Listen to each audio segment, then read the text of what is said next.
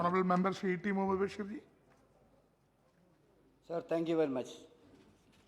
Sir, this amendment bill is simple. It is intended to restore the powers of the state government to maintain list of OBCs which was taken away by the Supreme Court interpretation of Constitution 102 amendment. Sir, similarly, in order to adequately clarify that the state government and the union territories are empowered to prepare and maintain their own state list of SEBs. With these two pertinent reasons, we are all supporting this.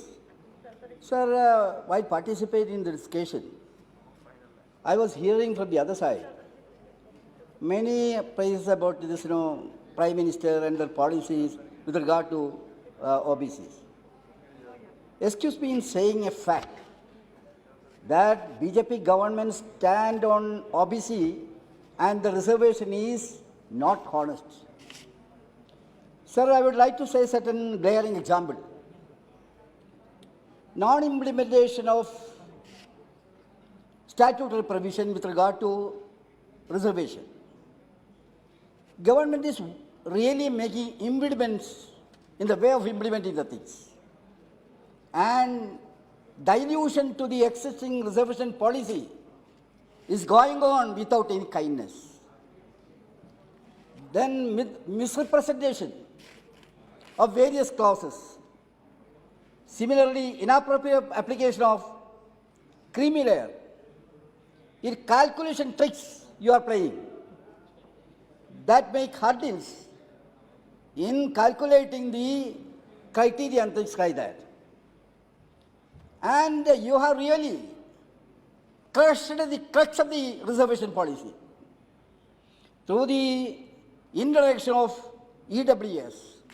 Last time you have passed that.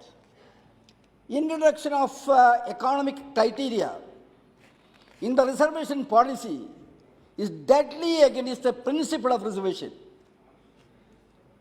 BJP is really weakening the concept of social backwardness, which was the basis for reservation.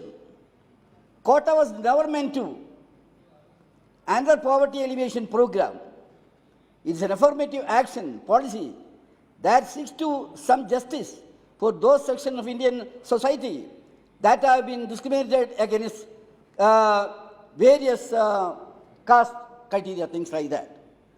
We are not talking about Indira Sahini case. What it says that reservation of seats or posts solely on the basis of economic criteria, that is without regard to evidence of historical discrimination, as aforesaid, finds no justification in the Constitution. This EWS is deadly against the spirit of the reservation policy. Certain state implemented that, sir.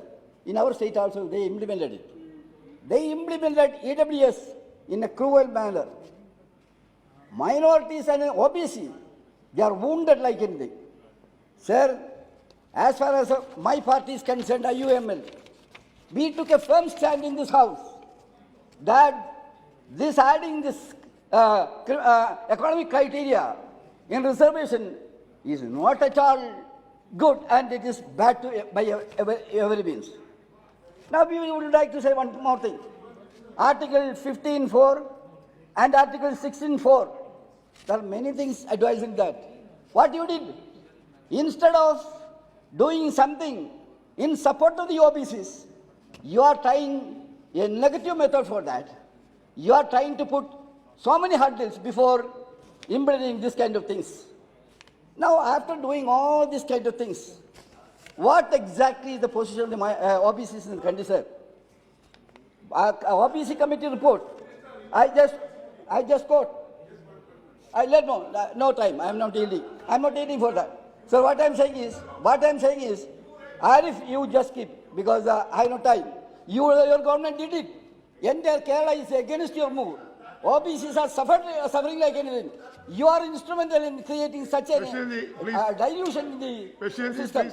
And you are loyal than BJP government in doing this kind of things. I am telling you a fact. Don't get annoyed on this. Sir, what I am saying is, sir, OBC committee had noted that despite of 4 revisions of the income criteria 97 and 27, what exactly is the fact? As per data from the report, central government elite group A category has only 13% of OBCs. Various estimates show among the 32.58 lakh government employees, which include Group A, B, C, number of those OBCs are 7 lakhs or less than 22%. As against 27% stipulated in the quota. The maximum number of OBCs is 6.4 lakh or 22.65% are employed in C group, which combines mainly on Safai Karmacharis on the sanitation department. This too is well sought inspiration. So this is the deplorable condition of the OBCs. What exactly you are saying? You are saying that Sabka Saath, Sabka Vikas and so many things. But you are doing all cruelty against the OBCs. Sir, I don't want to take much of your time. One thing is sure. When we are discussing these kind of things, when we say inclusive growth, you are forgetting the backward communities in the country. You are forgetting the minorities in the country. The life and property is attacked every day. We all know that. Every day what we are seeing, story of blood and tears against the harassment of the minorities and obese. I am telling you that you have no moral right to say that your government is in favor of minorities. Towards the end, sir, I would like to say one more thing. Reservation should be extended to the private sector. What is happening there? Most of the employment is transferring to private sector. I urge upon the government to take it very seriously. If you are honest, I would like to tell you to come forward with a new legislation in extending reservation to private sector also. Sir, with these few words, I conclude. Thank you very much. Thank you.